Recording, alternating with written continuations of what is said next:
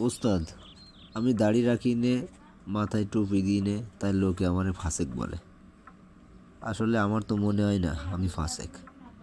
আমার একটু খুলে বলবেন কোরআন শরীফের ভিতরে ফাসেকের কি কি গুণ বলা হয়েছে? লোকজনের জ্বালায় আর বাঁচলাম না। আর আলেম তো অনেক রয়েছে, এক এক আলেম এক এক ফতুয়া দিই। সুন্দর প্রশ্ন। চলো, তোমার কয়েকটা বিষয় বললে তুমি বুঝতে পারবা না।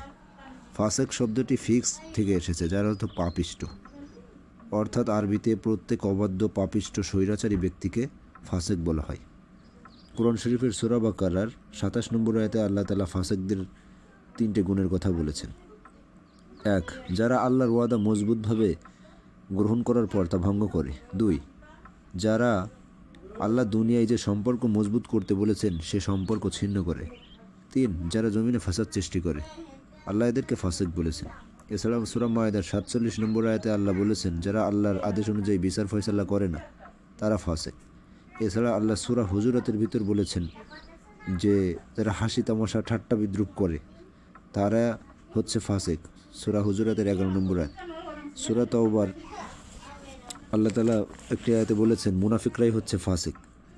তো ইত্যাদি, এরাই হচ্ছে ফাসেক।